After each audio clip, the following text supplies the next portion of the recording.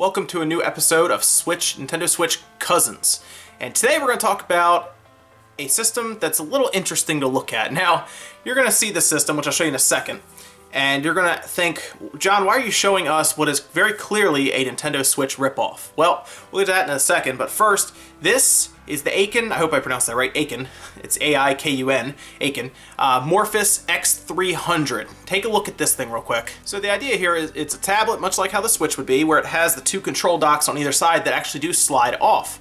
And again, you guys might be asking why I'm showing you what is very clearly a Nintendo Switch ripoff. Well, technically it's not, because a video shot at a consumer trade show in 2015 in China actually shows that it was technically operational over a year ago.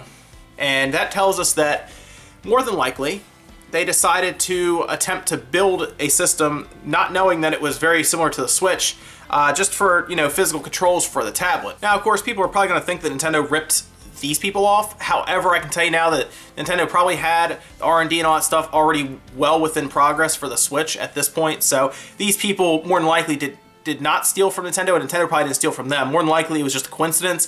However, if this is in China, there's also a chance that possibly manufacturers or China factory workers may have garnered a hint of the Switch. That's also possible, but more than likely, it was just a coincidence. They both kind of were making the same thing.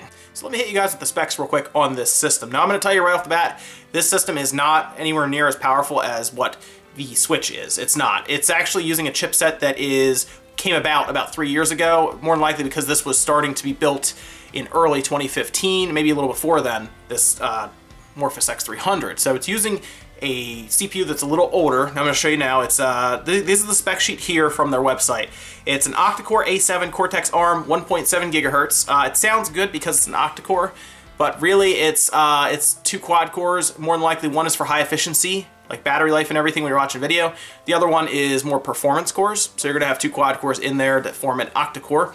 They also, for some reason, say that their PowerVR is an octa-core, which technically it's not. It's just a GPU on board with that system on a chip. It's using a PowerVR SGX 544 MP2. Now, you may have heard PowerVR for a while there. Apple was using them a lot in their iPads, all the time, actually. This one happens to be clocked at 700 megahertz. It is using the Android operating system, so it's going to be a little more difficult to compare it to, say, a system like the GPD Win that can run Windows and run Skyrim natively. But there are benchmarks we can kind of look at based on what this system can put out with its GPU compared to the Tegra chips. We'll see if we can look at that as well. The camera is interesting. Now, it's a standard 8 megapixel camera. It has autofocus, but on the side, it actually will swivel. So it's technically your front-facing and your back-facing camera at the same time. It actually has a 180-degree swivel. That's kind of a cool idea. I like that idea. I'm sure other people have used it before. I just haven't noticed it, but I like the idea of that on a tablet like this. Now, the memory is 2 gigs of RAM, so it's probably about half of what the Switch will have. And it's a 32 gig onboard ROM, 64 gig is optional. Now, they did say it also uses SD cards, of course, up to 128 gigs. As you see here, external memory, 128 gigs. The main display resolution is an 8-inch, it's an 8-inch tablet. It's a 1280 by 800, which is an okay resolution. It's basically a 720p screen is what that is, so it's not bad. HDMI, it says it does 4K. I'd have a hard time believing that unless I saw it actually run a video at 4K. That seems a little hard to believe. It does have a 1080 out, obviously, through HDMI, which is a little more believable. Battery size is a 5200 milliamp hour battery. That's about what I say the Switch needs to have, so I'm thinking that's probably around what the Switch would have as well, around 5200 milliamp hours. Network dual band Wi-Fi, that's awesome. 4.0 Bluetooth, great. The weight is actually not too bad at 0.65 kilograms, that's not bad. But yeah, that's the system right there, guys, in a nutshell with the stats and everything. The controllers do use that same sliding mechanism that we saw with the Switch, where you slide them off and on. It looks like it locks at the top. And it does say that it has 10 meters of distance from the tablet, which is, I mean, how far were you really going to get away from the tablet? Obviously, that basically equates to almost 30 feet. Which is pretty good. I don't think you're going to be anywhere near that away from your system, your 8-inch tablet. You have to be kind of close to see it. Again, I like the fact that it is using 2.4 gigahertz wireless for those controllers, because that means there's not going to be a lot of input lag, and it will be very stable connection. The display is not bad, but there was an interesting thing that I noticed with the display. You may have seen it on the display we were just showing, the specs. It's actually using a 3D display as well. It's glasses free, so you don't need 3D glasses to see it. Now, I assume they're using the same technology that Nintendo has used with their 3DS and the 3DS XL systems, where it uses two screens and then it basically shifts them slightly so that you see an unfocused, your eyes basically unfocused and you see a 3D image. I don't know how practical that would be on a tablet like that, mostly because when you use a tablet and you're holding it, I assume it has a kickstand. It doesn't say anything about one. I assume you want to set it down and then watch it. I can't imagine it's very easy to kind of hold it and use it in 3D, because there's that cone almost of where you need to be holding it and looking. As we all know with 3DSs, you can't really move it too much. Now, they came out with the new 3DS that uses the cameras to detect where your face is, so it's better. This, I don't think, has that, though. I think this is just straight up like the original 3DS is. It's a cool idea to put into a tablet like this. Honestly, it's neat. I don't know how practical it'd be, like I said, though. So guys, the best way we can tell how powerful a system is, especially a GPU, is through benchmarks. That works the best usually. It gives us an idea of real-world performance, and it tells us how many pixels it can push, etc. In this case, we're actually going to use a benchmark that they've run on PowerVR, and they've also run it on the Tegra X1 chip. And this one is from 3D Mark. It's Ice Storm Unlimited. Now, looking right away at the benchmarks, which I'll show you, I can only find a couple after scouring the internet. I'll show them to you up here, just so you can see them here.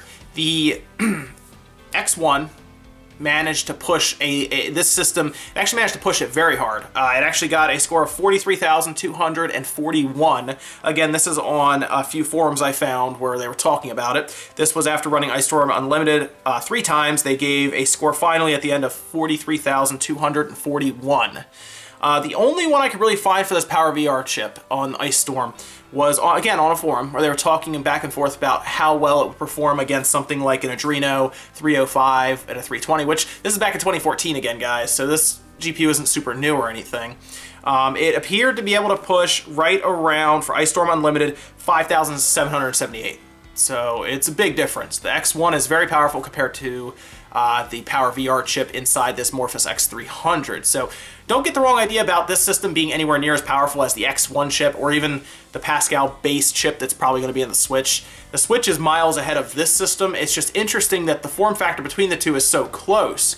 It also gives us a couple other interesting tidbits from the X300, including the battery life on the actual controllers that they have. Again, probably won't be built as well as Nintendo's. Obviously, if you just look at them, they look a little clunkier than what Nintendo has come out with, which is a little more sleek and form-fitting to it. But they did pack some pretty big batteries in these things. So they made mention that the actual controllers that you get have a battery that's 1600 milliamp hours, and according to them, it lasts a long time.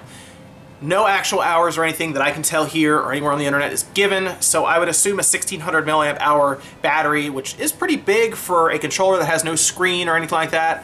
That's pretty big. I think that would probably get it a solid, I want to say 10 to 15 hours at least, I would say, which isn't bad considering if the Switch comes out with a controller that gets anywhere near 10 hours of battery life for each one. You're charging that tablet more than you're going to charge the controllers, and if the controllers do attach and then slide into the dock and charge through it, you're probably never going to have your controllers die before your Switch does. So that's a really cool thing to have. I hope Nintendo does put decent sized batteries in the Joy-Cons, as long as they eclipse the Switch's battery life, because then you'd never know that they run out because you're going to attach it and charge it anyway. The Pro Controller, maybe I assume the Pro Controller based on Nintendo's old Pro Controller, which lasted forever, they probably won't have any issues with that either. I assume that one you're probably not going to notice it dying much either. So we'll see. Again, they did pack a 1600 milliamp hour battery in each one. So hopefully Nintendo takes a little tip from them and does that. Finally, guys, we come to the price. Now, I went on their website and I attempted to add it to cart. It told me that I guess the system wasn't quite ready yet, although it did add it to my cart anyway. It's about $300 is what it costs. I assume that comes with the tablet and a way to charge it. Again, though, they said it wasn't 100% finished. I'm not really sure what they were trying to tell me, because it just kind of came up as a text box when I added it to my cart and attempted to check out. I just wanted to see what the price would be and the shipping. Shipping is like $10-15 bucks, so I guess it's like $315. But according to them, the system is $300. That's for much older hardware. Obviously, it's supposed to be in the Switch, and it does come with those two controllers. I assume something like this costs them a little more to manufacture because it's a smaller company than like Nintendo, and they don't have NVIDIA backing them either. So I think 300 is about what I'm expecting the Switch to launch at, because I think that's fair. I think they can get 300 for the Switch, so I'm expecting right around a $299.99 price point, and then maybe an upgraded model at $350. But again, we'll see when January rolls around. People are saying 250, people are saying 300. I'm kind of more on the 300 side right now, but we'll see when it comes out, I guess. And guys, that's gonna do it for today for Nintendo Switch Cousins. I want to talk to you guys real quick about something. I actually did something kind of funny today. I actually bought something I haven't bought in 15 years, maybe? Probably about 15, maybe 16 or 17 years. I bought Pokemon cards today, and I don't know anything about any Pokemon past Gold or Silver, really. I kind of fell out of it then.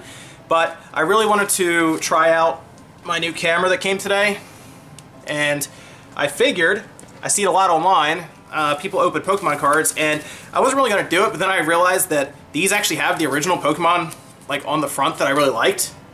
And I assume they have some kind of evolved forms now. It's going to be really funny because honestly I don't know any of the new Pokemon, so you guys are probably going to laugh at me for a while, but I figured it'd be kind of fun, and like it comes with code cards. I don't really want those. You guys can have the code cards also, so.